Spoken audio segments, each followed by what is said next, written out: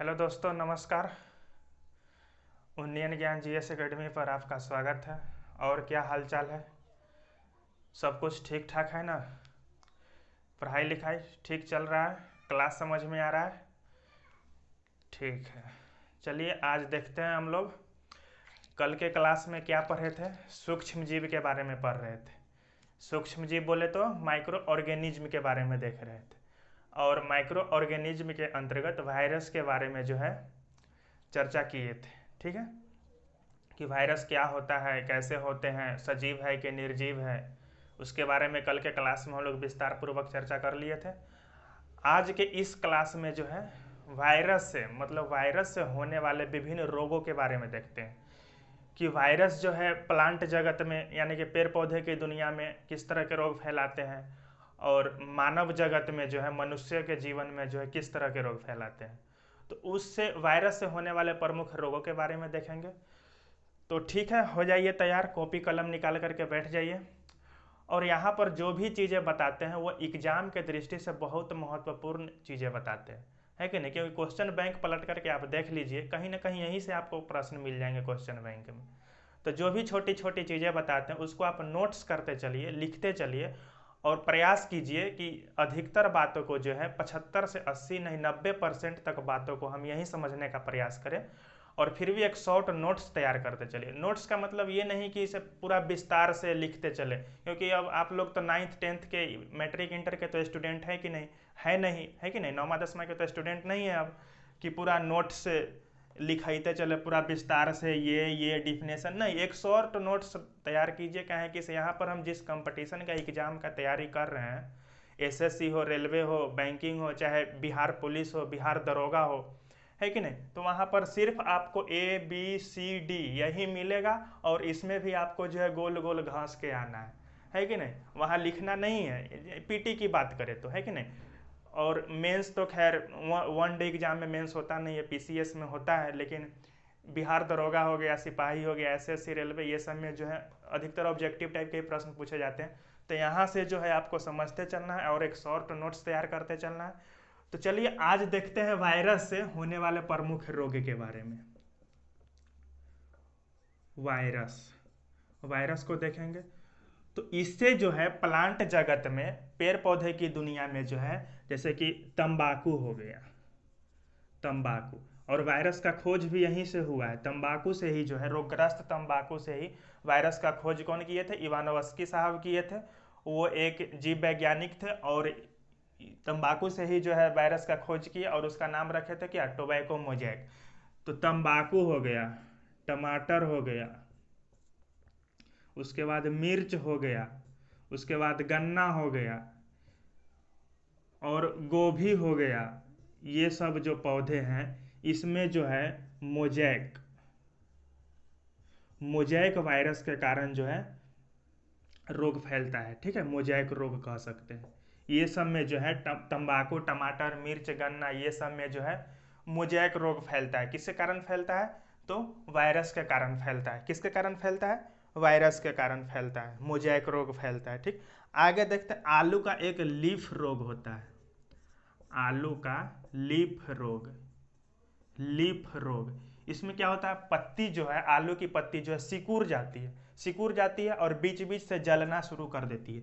ये भी जो है वायरस के कारण नहीं होता है। ये भी किसके कारण होता है? वायरस के कारण नहीं होता है। चलिए आलू का लीफ रोग देख लिए।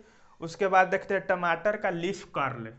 ये भी एक प्रकार के वायरस के कारण ही होता है। टमाटर का जो है लीफ कर्ल, ये भी उसके पत्ती का रोग है। इसमें भी क्या होता है? टमाटर का पत्ती जो है जलना शुरू हो जाता है। ठीक, ये भी वायरस के कारण होता है। चाहे फिर हो गया भिंडी का पित्त सीरा। भिंडी भिंडी के पेड़ में भी होता है। भिंडी में जो है पित्त सीरा, पित्त सीरा नामक रोग होता है। ये भी मोजैक के कारण होता है। किसके कारण होता है? मोजैक वायरस के कारण होता है कि नहीं?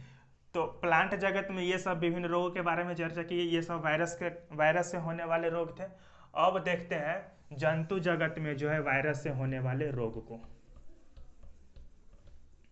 जंतु जगत में होने वाले वायरस से बीमारी को देखते हैं। ठीक, तो जंतु जगत का जो वायरस होता है और प्लांट जगत का जो वायरस होता है वो जंतु जगत से अलग होता है, प्लांट जगत से अलग होता है जंतु जगत का वायरस। क्योंकि जंतु जगत में जो रोग फैलते हैं और उसमें जो वायरस रोग फैलाते हैं वो वायरस जो होते हैं प्रोटीन और न्यूक्लिक अम्ल के तो बने हुए होते ही हैं, और इनके न्यूक्लिक अम्ल में जो है डीएनए पाया जाता है। जंतु जगत में रोग फैलाने वाले वायरस के न्यूक्लिक अम्ल में क्या पाया जाता है? डीएनए पाया जाता है। इसके बारे में कल की क्लास में चर्चा कर चुके हैं। तो आज रोग के बारे में देखते हैं। तो रोग के बारे में देखते हैं तो सबसे पहले चर्चा कर लेते हैं। एक रोग है जिसका नाम है इन्फ्लुएंजा। कौन रोग है?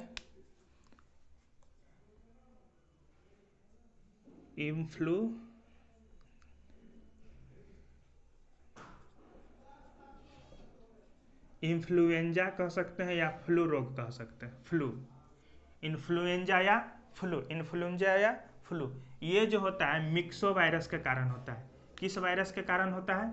Myxo virus. Myxo virus, myxo virus. ये इन्फ्लुएंजा या फ्लू जो होता है ये मिक्सो वायरस के कारण फैलने वाले रोग है, और ये लगभग विश्व के सभी देशों में फैलते हैं। विश्व के सभी देशों में जो है ये रोग फैलते हैं, है कि नहीं, पाए जाते हैं। ये वायरस, मिक्सो वायरस जो है विश्व के लगभग सभी देशों में पाए जाते हैं। और ये कौन सा रोग फैलाते हैं? तो फ्लू रोग फैलाते हैं। और ये जो है वायु के माध्यम से फैलते हैं। वायु के माध्यम से तेजी से फैलते हैं, तेजी से फैलते हैं। और सबसे पहले मनुष्य के फेफड़ा में अटैक करता है। फेफड़ा में, कहाँ अटैक करता है? फेफड़ा में जो है ये मिक्सो वायरस जो है फेफड़ा में जो है ये कहाँ अटैक करेगा? फेफड़ा में अटैक करेगा। और ये जो है तेजी से जो है फेफड़ा में अटैक करने के बाद वृद्धि करने लगता है, और उसके बाद जो है बुखार लगता है, बहुत तेजी बुखार लगेगा। और पूरे शरीर में क्या होने लगेगा? कंपन होने लगेगा। वायु के माध्यम से फैलता है तो स्वाभाविक है, छींक से भी कह सकते हैं। छींक मतलब जिसको ये होइल है, जिसको ये फ्लू नामक बीमारी हुआ है, उसके अंदर स्वाभाविक है क्या है? मिक्सो वायरस है। तो वो छींकेगा, जब छींकेगा तो क्या होगा? वायु के माध्यम से फैलेगा और फेफड़ा में बहुत तेजी से ये वृद्धि करना शुरू कर देता है। और जैसे ही वृद्धि करता है तो बुखार लगता है, पूरे शरीर में कंपन होने लगता है कि नहीं? बुखार लगेगा, पूरे शरीर में कंपन होने लगेगा। और जब कंपन हो रहा है तो स्वाभाविक सी बात है क्या होगा? ठंड लगेगा। और जो है नाक से पानी बहना शुरू हो जाता है, नाक से पानी चलना शुरू हो जाता है, ठीक है। और ये फ्लू जो है इसके दो टाइप है। एक टाइप है H5N1, एक टाइप है H5N1। H5N1 जो है ये बर्ड फ्लू फैलाते हैं, बर्ड फ्लू। H5N1 टाइप है, ये बर्ड फ्लू फैलाएंगे। और एक टाइप है H1N1, H1N1 ये जो है स्वाइन फ्लू फैलाता है, स्वाइन फ्लू फैलाता है, ठीक। इसके दो टाइप है, इन्फ्लुएंजा या फ्लू के दो टाइप है। एक है H5N1, H5N1 जो है ये बर्ड फ्लू फैलाता है। और एक टाइप है H1N1, H1N1 ये स्वाइन फ्लू फैलाता है। और इसका कोई भी इलाज नहीं है। ये जो है ये फ्लू का, इन्फ्लुएंजा का कोई इलाज नहीं है। लेकिन फिर भी जब ये हो जाता है तो एक दवा है एस्पिरिन, एस्पिरिन ऐसे लिख सकते हैं, एस्पिरिन, एस्पिरिन, एस्पिरिन नामक एक दवा है जिसको देने से जो है रोगी को बहुत राहत मिलती है। और यही दवा के माध्यम से जो है इसको ठीक किया जा सकता है, एस्पिरिन नामक दवा से। लेकिन खास करके इस फ्लू नामक बीमारी का जो सटीक दवा जो है नहीं है, ठीक। तो इन्फ्लुएंजा के बारे में इतना देखें, अब आगे देखते हैं। अब अगला देखते हैं।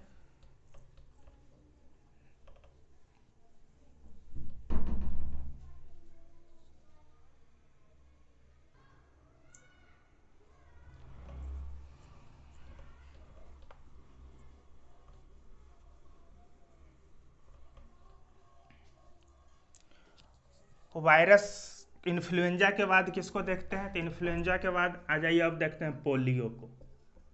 पोलियो, पोलियो जो मनुष्यों में पोलियो नामक जो ये बीमारी है, यानी कि पोलियो जो मारता है, ये भी वायरस के कारण ही मारता है। किसके कारण? वायरस के कारण। और ये जो है पोलियो वायरस के कारण होता है। इसके वायरस का नाम ही है polio virus, polio virus, polio virus. और भारत जो है 2014 में पोलियो मुक्त हो चुका है।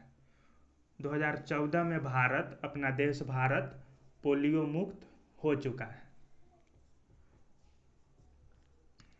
पोलियो मुक्त हो चुका है। कब? 2014 में। और ये पोलियो वायरस के कारण होता है। तो ये होता कैसे है? ये जो है भोजन के माध्यम से जो है सबसे पहले आहार नाल में प्रवेश करता है। ये पोलियो वायरस कैसे होता है इसको समझिए। ये भोजन के माध्यम से सबसे पहले कहाँ प्रवेश करता है? आहार नाल में प्रवेश करता है ये वायरस। और आहार नाल से होते हुए जो है ये ब्लड की कोशिकाओं में जाकर के प्रवेश करता है, ब्लड की कोशिकाओं में। जैसे आहार नाल से कहाँ गया? शरीर के अंदर गया। उसके बाद वहां से कहाँ पहुंच गया ये पोलियो वायरस? ब्लड की कोशिका में पहुंच गया। और फिर ब्लड की कोशिका में पहुंचने के बाद जो है ये कहाँ पहुंच गया? तो ये तंत्रिका तंत्र की कोशिका में पहुंच गया। ब्लड की कोशिका से होते हुए कहाँ पहुंच गया? ब्लड के माध्यम से तंत्रिका तंत्र की कोशिका में पहुंच गया। और तंत्रिका तंत्र के वैसे कोशिका में पहुंच गया जिस कोशिकाओं के द्वारा पेशीय नियंत्रण होता था, है कि नहीं? तंत्रिका तंत्र के उस कोशिका में पहुंच गया जिस कोशिका के माध्यम से क्या होता था? पेशीय नियंत्रण होता था। और पेशीय जो है, शरीर के पेशीय, इसके बारे में पढ़े पिछले क्लास में। तो पेशी का क्या काम था? तो मुख्य रूप से जो है गति प्रदान करना था पेशी का काम। तो है कहाँ पहुंच गया? तंत्रिका तंत्र के वैसी कोशिका में जिस कोशिका के द्वारा जो है पेशीय नियंत्रण होता था, पेशीय नियंत्रण, है कि नहीं? और वहां पहुंच करके जो है उस कोशिका को क्या कर दिया? क्षतिग्रस्त कर दिया। तंत्रिका तंत्र के कोशिका को क्या कर देता है? वैसे कोशिका को क्षतिग्रस्त कर देता है जिस कोशिका के माध्यम से पेशीय नियंत्रण होता था। और पढ़ चुके हैं कि कोशिका तंत्र के कोशिका में कोई विभाजन नहीं होता है, कोई विभाजन नहीं होता है। एक बार तंत्रिका तंत्र का कोशिका डैमेज तो डैमेज, उसमें विभाजन होता ही नहीं है, तो पुनर्निर्माण करेगा नहीं। तो वैसे कोशिका को क्या कर दिया? वो नष्ट कर दिया। और जैसे ही पेशीय कोशिका को, पेशीय को नियंत्रण करने वाले कोशिका को नष्ट कर दिया तो तंत्रिका तंत्र का नियंत्रण पेशीय से हट जाता है। पेशीय से क्या हो गया? नियंत्रण हट गया। और जैसे ही तंत्रिका तंत्र का नियंत्रण हटा तो वो पेशीय जो है अपना काम करना बंद कर दिया। बस यही होता है वायरस में, है कि नहीं? कहने के सॉरी पोलियो में यही होता है। कहने के लिए तो इतना छोटा है, लेकिन जब किसी को पोलियो मारता है तो इसी वजह से है, जिस अंग में पोलियो मारता है वो अंग काम करना बंद कर देता है। क्यों काम कर देता है? उसके कारण समझा दिए। क्योंकि तंत्रिका तंत्र के वैसी कोशिका को नष्ट कर देता है कि उसका नियंत्रण ही पेशीय पर से खत्म हो जाता है। तंत्रिका तंत्र का नियंत्रण ही खत्म कर देता है उस पेशी पर से। तो इसी कारण जो है जिस अंग में पोलियो मारता है वो अंग जो है काम करना बंद कर देता है। और जिसको एक बार पोलियो मार दिया वो कभी ठीक नहीं होता है, वो कभी ठीक होता ही नहीं, वो पूर्ण रूप से ठीक नहीं हो सकता है। उसको जो है फिजियोथेरेपी के माध्यम से, पोलियो रोगी को जो है फिजियोथेरेपी के माध्यम से इलाज करके जो है थोड़ा इसके प्रभाव में कमी लाया जा सकता है। जिसको हल्का फल्का मारा है या फर्स्ट अटैक है तो उसको फिजियोथेरेपी के माध्यम से जो है पोलियो के प्रभाव में कमी लाया जा सकता है। इस तरीके से पोलियो के बारे में देख लिए, पोलियो वायरस। और इसका जो है टीका उपलब्ध है। टीका, एक चीज पर ध्यान दीजिएगा, वायरस से होने वाले जितने भी रोग है, खतरनाक रोग, ये वायरस से खतरनाक रोग ही होते हैं। बैक्टीरिया से जो रोग होते हैं उसका तो इलाज है और ठीक भी हो जाता है, लेकिन वायरस से होने वाले जितने भी रोग है, अधिकतर रोग का इलाज लगभग में नहीं ही है कि नहीं? उसके जगह पे एंटीबायोटिक चला करके या इस तरह फिजियोथेरेपी तरह का इलाज करके जो उसको ठीक किया जा सकता है। और वायरस का टीका उपलब्ध है। जितने भी वायरस से होने वाले रोग है उस सब का क्या उपलब्ध है? टीका उपलब्ध है, जो कि जन्म के बाद मिल जाता है, जिससे जो है आदमी जो है सुरक्षित रहता है। ठीक, तो साल इसका टीका है, साल्क टीका। इसके टीका का नाम है, पोलियो के टीका का क्या नाम है? साल्क टीका, यानी कि साल्क वैक्सीन, साल्क वैक्सीन। और पोलियो जो है खासकर ज्यादातर बच्चों को मारता है, बच्चों को। हालांकि भारत अब 2014 में पोलियो मुक्त हो चुका है, लेकिन फिर भी अभी ज़्यादातर देख रहे होंगे गांव के बूढ़े बुजुर्गों, मतलब जो बूढ़े हो चुके हैं उनमें ये ज़्यादा शिकायत रहता है कि नहीं? तो वैसे लोगों को जो बूढ़े हो चुके हैं उनको खान पान में थोड़ा ये करना चाहिए जिसके वजह से जो है ये अटैक ना करे। तो खासकर ये बच्चों में मारता है। और 3 महीना से लेकर जो है 3 महीना से लगभग 3 वर्ष तक जो है बच्चों में ये ज़्यादा अटैक करता है पोलियो, है कि नहीं? 3 वर्ष तक के बच्चों में जो है ये पोलियो ज़्यादा अटैक करता है। कब? 3 महीना से लेकर 3 महीना या 6 महीना कह लीजिए, 3 वर्ष तक के अंदर के बच्चों में जो है ये ज़्यादा अटैक करता है पोलियो। ठीक है, पोलियो के बारे में इतना समझ गए। अब अगला देखते हैं।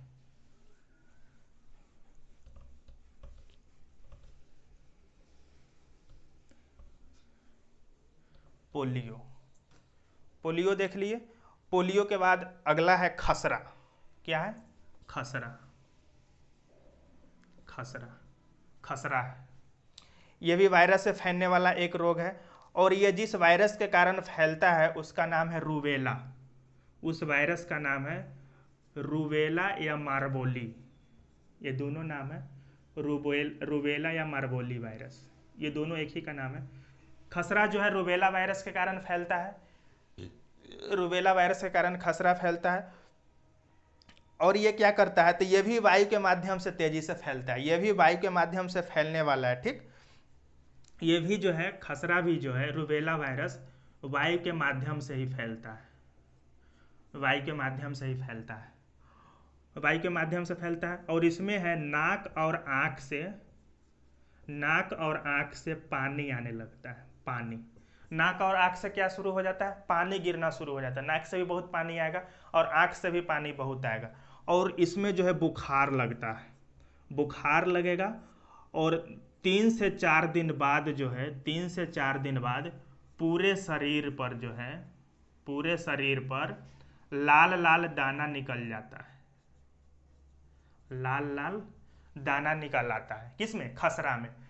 और इसका इलाज यही है कि जो रोगी व्यक्ति है, रोगी व्यक्ति को जो है स्वच्छ स्थान पर रखिए, स्वच्छ स्थान पर रखिए, है कि नहीं? मतलब साफ सुथरा स्थान पर, सफाई का ध्यान दीजिए।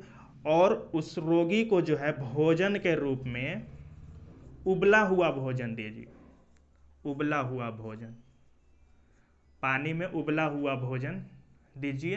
3-4 दिन के बाद जो है ये रोगी जो है स्वतः धीरे धीरे ठीक होने लगता है। ठीक, और ये किस कारण से खसरा फैलता है? तो रूबेला या मार्बोली वायरस के कारण फैलता है, वायु के माध्यम से फैलता है। और अधिकतर वायरस से होने वाले लगभग जितने भी सारी बीमारियां हैं वो संक्रमित होता है, मतलब एक व्यक्ति से दूसरे व्यक्ति में फैल सकता है। क्योंकि वायरस से होने वाले जितने भी बीमारियां, चाहे फ्लू था, इधर क्या है खसरा है, ये सब जो है मतलब संक्रमित बीमारी है, एक व्यक्ति से दूसरे व्यक्ति में फैल सकता है। फिर चेचक हो गया, ये सब जो है एक व्यक्ति से दूसरे व्यक्ति में आसानी से फैल सकता है। ठीक है, तो रोगी को उबला हुआ भोजन करना चाहिए, स्वच्छ स्थान पर रखिए, ये सब जो है ठीक हो जाएगा। और लक्षण क्या है? तो नाक आँख से पानी आना और पूरे शरीर पर लाल लाल दाना हो जाना, और खसरा होने वाला वायरस मार्बोली या रूबेला वायरस।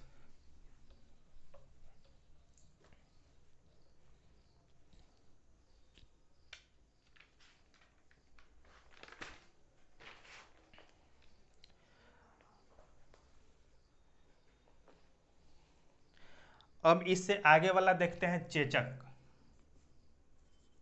चेचक जिसको कहते हैं स्मॉल पॉक्स, चेचक स्मॉल पॉक्स, ये बहुत खतरनाक है। इससे जो है भारत तो खैर 1977 में ही जो है मुक्ति मिल गया है भारत को, 1977 से जो है भारत से खत्म हो गया है। 1977 में जो है भारत चेचक मुक्त बन गया है, चेचक मुक्त। भारत जो है चेचक मुक्त कब बन गया? 1977 में बन गया। और ये बहुत खतरनाक होता था स्मॉल पॉक्स। ये जो है जिस भी व्यक्ति को होता था, मतलब मौत के घाट में, कई सारे जो है आदमी से मृत्यु भी हो गया है इससे, स्मॉल पॉक्स से। इसमें क्या होता है? बहुत तेज बुखार, बहुत तेज बुखार होगा, पूरे शरीर में दर्द करेगा, है कि नहीं? और बुखार के साथ साथ जो है उल्टी, सर दर्द, माथा दर्द, उल्टी, बुखार, और पूरे शरीर में जो है खासकर फेस पर जो है बहुत बड़ा बड़ा लाल लाल दाना जो है पूरे शरीर पर फैल जाता था। किसमें? चेचक में, है कि नहीं? चेचक में क्या होता था? पूरे शरीर पर जो है बहुत बड़ा बड़ा लाल लाल चकत्ता टाइप का दाना हो जाता था, बहुत तेज बुखार आता था, सर दर्द होता था, उसके साथ उल्टी होता था, और लोगों की क्या हो जाती थी? मृत्यु हो जाती थी। और ये किस वायरस के कारण होता था चेचक? तो ये होता था वेरियोला वायरस के कारण, variola, variola, variola virus, variola virus के कारण चेचक होता था। और ये जो है अब भारत चेचक मुक्त हो चुका है 1977 में। अब एक और है छोटी माता, इसी का मिलता जुलता स्वरूप है छोटी माता, इसको कहते हैं चिकन पॉक्स। इसको क्या कहते हैं? Chicken pox. ये नहीं कि इंग्लिश में स्मॉल पॉक्स है तो इसको छोटी माता में ले आइएगा, नहीं, ये चेचक का इंग्लिश नाम है स्मॉल पॉक्स, और एक छोटी माता है जिसको चिकन पॉक्स कहते हैं। और ये जो है इसी का मिलता जुलता रूप है। इसमें भी क्या होता है? बुखार होता है, और इसमें जो है बदन में, जो बदन के जोरों पर दर्द होता है, जहाँ जहाँ जोर है, जहाँ जहाँ अंगुली का जोर हो गया, हाथ का जोर हो गया, कमर का जोर, पैर का जोर, ये सब में जो है बदन के जोरों में दर्द होने लगता है। बुखार इसमें भी होता है। और क्या होता है, शरीर पर जो है छोटे छोटे, उसमें तो बहुत बड़ा बड़ा दाना निकलता था, इसमें छोटे छोटे लाल दाना निकल आते हैं, छोटे छोटे दाना निकलते हैं, है कि नहीं। और इसका और ये फैलता किस वायरस के कारण है, तो छोटी माता जो है ये फैलता है varicella zoster, varicella, varicella zoster, varicella zoster virus के कारण फैलता है, वेरिसेला जोस्टर वायरस। तो ये दोनों का वायरस का नाम याद रखना है। चेचक फैलता था वेरियोला वायरस, नाम हल्का मिलता जुलता है, कंफ्यूजन नहीं होना चाहिए। वेरियोला वायरस से चेचक फैलता था, और छोटी माता तो वेरिसेला जोस्टर, वेरिसेला जोस्टर। और इसमें भी बुखार लगता है, शरीर पर लाल लाल दाने निकल आते हैं, और इसका भी कोई खास इलाज नहीं है। इसमें रोगी को क्या करना होता है, आप स्वच्छ स्थान पर रखिए छोटी माता से जो रोगी पीड़ित है। और ये भी संक्रमित होता है, मतलब एक व्यक्ति से दूसरा व्यक्ति में तुरंत चल जाएगा। अगर इसके संपर्क में कोई स्वस्थ व्यक्ति आया तो उसको तुरंत हो जाएगा वो छोटी माता या ये चेचक, तो खैर अब मुक्त हो चुका है। तो इसमें क्या होता है, रोगी को स्वच्छ स्थान पर रखिए, है कि नहीं, स्वच्छ भोजन दीजिए, है कि नहीं। गाँव और में आप देखे होंगे जिसको छोटी माता हो जाता है, माता मैया के नाम से जाना जाता है, तो उसमें क्या करते हैं, रोगी को 1 सप्ताह 5 दिन तक जो है स्वच्छ स्थान पर रखते हैं, है कि नहीं। और उसको स्वच्छ मतलब नॉर्मल सा एकदम स्वच्छ भोजन देते हैं, जिसमें तेल मसाला का मात्रा नहीं हो, बिल्कुल नहीं हो, वैसा भोजन देते हैं, उबला हुआ भोजन देते हैं। और धीरे धीरे 4 से 5 दिन के बाद, 1 सप्ताह बाद जो है ये बीमारी चिकन पॉक्स वाला जो है रोगी स्वतः अपने आप ठीक होने लगता है। ठीक, ये खासकर वायरस का नाम याद रखना है, वेरिसेला वायरस और वेरियोला वायरस। चलिए, वायरस से होने वाले अब अगला बीमारी के बारे में देखेंगे, रेबीज। रेबीज, रेबीज ये भी एक खतरनाक बीमारी है, रेबीज। और ये जो है रेबीज जो है ये वायरस से होने वाला है। ये खासकर फैलता कैसे है, तो कुत्ता गिद्दर के काटने से। कुत्ता गिद्दर काट लेगा, फैल जाएगा। कुत्ता हो गया, गीदड़ हो गया, उसके बाद गीदड़ हो गया के बाद चमगादड़ हो गया, ये सब में रेबीज वायरस जो है कुत्ता गिद्दर चमगादड़ ये सब में पाया जाता है। और यही जब मनुष्य को काट लेता है तो यहीं से जो है वो वायरस जो है मनुष्य के शरीर में प्रवेश करता है। और ये जो वायरस है डायरेक्ट मस्तिष्क के कोशिका में एंट्री करता है, डायरेक्ट मस्तिष्क के कोशिका में। मस्तिष्क, कभी कभी नाम भी लिखने में इतना कंफ्यूजन होता है ना, अरे यार सीधे ब्रेन लिख देते हैं, ब्रेन सेल, है कि नहीं। ये रेबीज जो है डायरेक्ट, जैसे ये रेबीज मनुष्य में होता है ना, ये कुत्ता में होता है या फिर चमगादड़ गीदड़ ये सब में होता है। तो मनुष्य जहाँ पर रहता है उस परिवेश में सबसे ज़्यादा कौन रहता है, तो सबसे ज़्यादा कुत्ता ही तो रहता है। गीदड़ तो खैर जंगल में या चमगादड़ ऊपर आसमान में रहता है या पेड़ पौधे पर, लेकिन जिस वातावरण में मनुष्य रहते हैं वहाँ पर सबसे ज़्यादा कुत्ता रहेगा। तो रेबीज वायरस फैलाने वाला मुख्य वाहक कुत्ता को ही माना जाता है, ठीक है। और ये जानवर में रहता है, और जब जानवर मनुष्य को काट लिया तो उसके शरीर में आ गया, और शरीर के डायरेक्ट ब्रेन की कोशिका में जो है वह प्रवेश करता है। और समय रहते हुए अगर एंटी रेबीज टीका नहीं लिया जाए तो आदमी क्या हो जाता है, पागल हो जाता है, वह कुत्ता की तरह व्यवहार करने लगेगा, पागल हो जाएगा, है कि नहीं। तो रेबीज जो होता है मुख्य रूप से किसके द्वारा फैलता है, कुत्ता के द्वारा फैलता है। और यह फैलता है रेबडी वायरस, फैलाने वाला वायरस का नाम है रेबडी वायरस, रेबडी वायरस। और इस वायरस का जो खोज किए थे, ये फ्रांस के एक वैज्ञानिक थे, फ्रांस के एक क्या थे, वैज्ञानिक थे, फ्रांस के क्या थे, वैज्ञानिक थे। और उनका नाम था पास्चर, पास्चर, पास्चर बोले तो लुई पास्चर, लुई पास्चर उनका नाम था, है कि नहीं। फ्रांस के एक वैज्ञानिक थे लुई पास्चर, और इन्होंने ही सबसे पहले रेबडी वायरस को देखा था, रेबडी वायरस को देखा, और इन्होंने ही रेबीज के टीके का खोज किया, रेबीज के टीके, रेबीज टीके का खोज कौन किया, तो लुई पास्चर। यानी कि रेबडी वायरस को सर्वप्रथम देखने वाले व्यक्ति फ्रांस के एक वैज्ञानिक थे जिनका नाम लुई पास्चर था। और उन्होंने ही इस किस, यानी कि रेबीज टीके का खोज जो है उन्होंने ही किया, मतलब लुई पास्चर ने ही किया। ठीक है। और अगर समय रहते हुए अगर ये टीका नहीं लिया जाए, मानकर चलिए जिसको कुत्ता काट लिया, अगर समय रहते अगर टीका नहीं लिया जाए और काटे हुए व्यक्ति के शरीर में अगर रेबीज वायरस प्रवेश कर गया है, अगर वह मस्तिष्क के कोशिका को अगर प्रभावित कर दिया, तो फिर वो रेबीज मतलब वो जो है व्यक्ति कभी ठीक नहीं होगा। मस्तिष्क की कोशिका को प्रभावित कर दिया फिर तब वो कभी ठीक नहीं होगा। और ये प्रभावित कब काटता है, तो काटने के 3-4 दिन बाद, कुत्ता काट लिया ओकरा से 3-4 दिन बाद, या नॉर्मल 1 सप्ताह कह लीजिए, 1 सप्ताह बाद जो है मस्तिष्क की कोशिका को जो है क्षति पहुंचाना शुरू कर देता है। और एक बार अगर क्षति पहुंचा दिया तो फिर जो है वह कभी स्वस्थ नहीं होगा। तो इसलिए जैसे ही कुत्ता काट ले तो तुरंत जाकर के रेबीज का टीका लीजिए। और टीका जो है अब तो आसान भी हो गया। ये लुई पास्चर जिस टीके का खोज किए थे वो टीका बहुत खतरनाक था, इतना खतरनाक था कि आदमी जो है रेबीज से कम और सुइया से ज़्यादा डरते थे। इसलिए खतरनाक था कि ये टीका जो है 14 गो सुइया लेना पड़ता था एंटी रेबीज के रूप में, 14 गो सुइया लेना पड़ता था। और वो भी कहाँ, नाभि में, वो भी 14 सुइया नाभि में लेना पड़ता था और बहुत खतरनाक सुइया होता था। लेकिन अब जो सुइया है वो नॉर्मल सुइया है और आप शरीर के कहीं भी पार्ट्स में ले सकते हैं, जहाँ पर मसल्स पार्ट है वहाँ पर आप ले सकते हैं उस सुइया को। और अधिकतर कम से कम 3 और अधिकतर से अधिकतर 5 सुई लगाया जाता है, 3 या 5, है कि नहीं।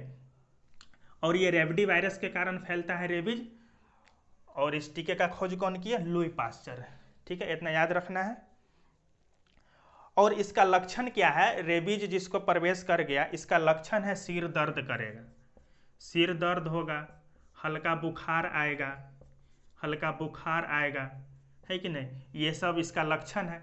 और एक लक्षण और है कि जैसे ही रेबीज वायरस शरीर के अंदर प्रवेश करता है तो ये जो गर्दन की जो ये है, गर्दन की जो आहार नाल है, आहार नाल कह सकते हैं, या गर्दन की जो पेशियां हैं उसको क्षतिग्रस्त कर देता है। जिसके वजह से क्या होता है कि रोगी को जो है पानी पीने में जो है बहुत कष्ट होता है, पानी नहीं पी पाता है। रेबीज से पीड़ित व्यक्ति को पानी पीने में कष्ट होता है कि नहीं। कैसे कष्ट होता है, तो गर्दन की जो ये आहार नाल की कोशिका है उसको क्षतिग्रस्त कर देता है, जिसके वजह से पानी पीने में कष्ट होगा। और उसके वजह से बहुत कष्ट के कारण वो व्यक्ति जो है पानी से डरने लगता है। पानी से क्या होने लगता है, डरने लगता है, जिसके वजह से जो है एक बीमारी है हाइड्रोफोबिया, हाइड्रोफोबिया। ये पानी से डरने वाले बीमारी का नाम है हाइड्रोफोबिया। और इस तरह के बीमार जो है, इस तरह की बीमारी से भी वो क्या हो जाते हैं, पीड़ित हो जाते हैं। इसलिए जैसे ही ये कुत्ता और काटे तो तुरंत जो है एंटी रेबीज का टीका लेना चाहिए, नहीं तो रेबीज के साथ साथ एक ये भी जो है हाइड्रोफोबिया का शिकायत होने लगता है धीरे धीरे।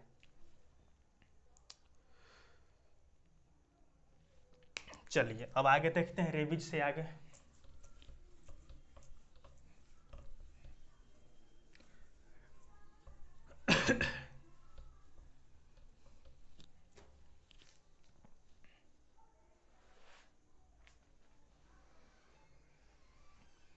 रेबीज के बाद है अगला वायरस से होने वाले रोग है हेपेटाइटिस।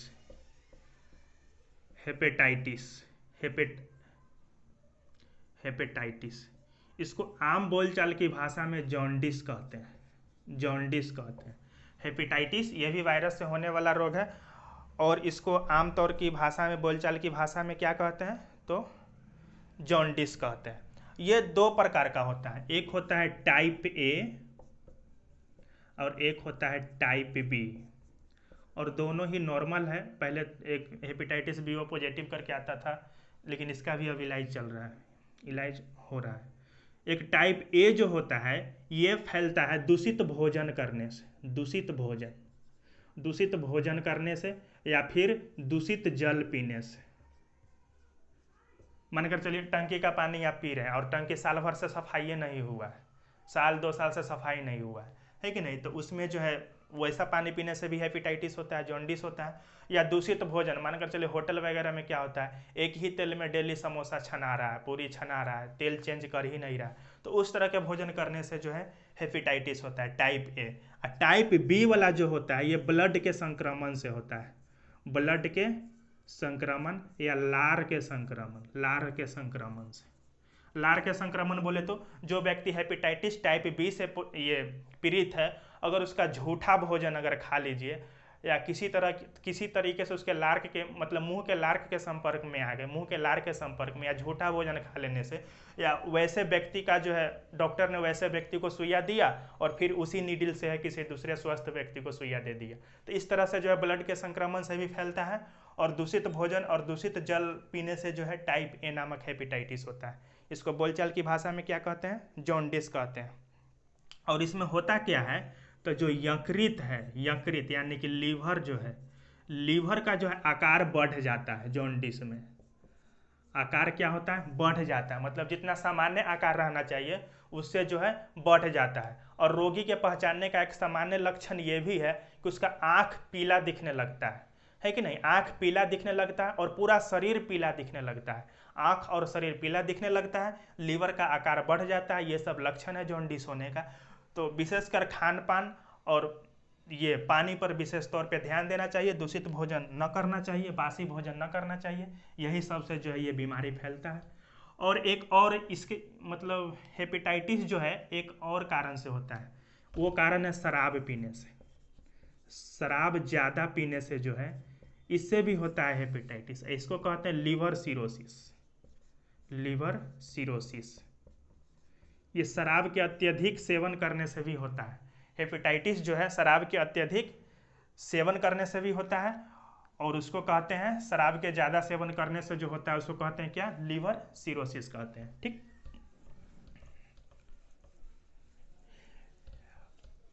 चलिए, वायरस से होने वाले एक और बीमारी है, वो एड्स है।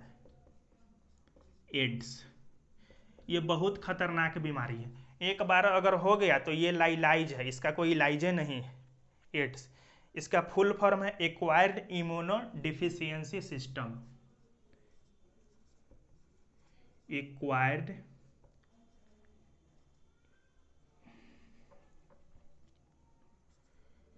हिंदी में लिखते हैं इम्यूनो डिफिशियंसी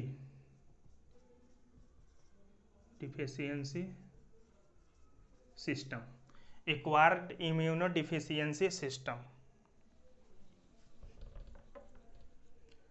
ये तू कहाँ हिंदी में रहेगा, तू भी इंग्लिश में आ जाओ। IMMUNE acquired immunodeficiency system AIDS का फुल फॉर्म है। और ये फैलता किस वायरस के कारण है? तो इस HIV वायरस के कारण फैलता है। अगर HIV पॉजिटिव है तो एड्स होइल है, अगर HIV निगेटिव है तो एड्स नहीं है। HIV वायरस के कारण फैलता है और इसका फुल फॉर्म है human immuno deficiency virus. Human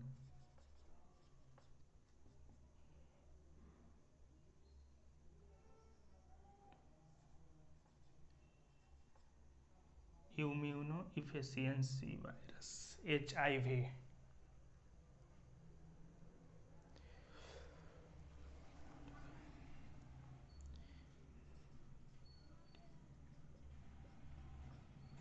deficiency virus, HIV का full form human immuno deficiency virus. तो एड्स फैलता किसके कारण है? HIV, इस वायरस का नाम है HIV। और ये भी फैलता है, तो ये फैलता है गलत यौन संबंधों के कारण, है कि नहीं? या फिर ये भी ब्लड से भी फैल सकता है। अगर कोई HIV पीड़ित कोई व्यक्ति है, एड्स पीड़ित व्यक्ति है, अगर उसको भी डॉक्टर ने इंजेक्शन लगाया और फिर बिना सिरिंज या नीडल चेंज किए हुए फिर उसी इंजेक्शन से किसी स्वस्थ व्यक्ति को लगा देगा तो फिर उसको भी फैलेगा। या फिर सैलून के माध्यम से भी दाढ़ी और ये जो बनता है, शेविंग वगैरह करता है सैलून में नाई लोग, और वहाँ पर ब्लड चेंज न करने की वजह से भी जो है ये रोग फैलता है। और ज़्यादा फैलने का कारण है गलत यौन संबंध। गलत यौन संबंध, गलत यौन संबंध बनाने से भी ये जो है एड्स फैलता है। और ये HIV जो रहता है, HIV जो वायरस जो रहता है, ये मेल के शुक्राणु में रहता है। मेल के शुक्राणु बोले तो स्पर्म, मेल के शुक्राणु में रहता है। और फीमेल के वेजाइना पार्ट्स में रहता है। वेजाइना पार्ट्स, ये जो HIV वायरस कहाँ रहता है? तो मेल के शुक्राणु में और फीमेल के वेजाइना पार्ट्स में रहता है। वेजाइना सेक्रेशन या वेजाइना क्षेत्र कह सकते हैं, वहाँ पर रहता है। और ये एक बार अगर हो गया तो शरीर को इम्यूनी सिस्टम यानी कि इम्यूनो पावर कह सकते हैं, रोग प्रतिरोधक क्षमता को कमजोर कर देता है कि नहीं, एंटीबॉडी को खत्म कर देता है और इसका कोई इलाज नहीं है कि नहीं। तो ये सब बीमारी से सावधान।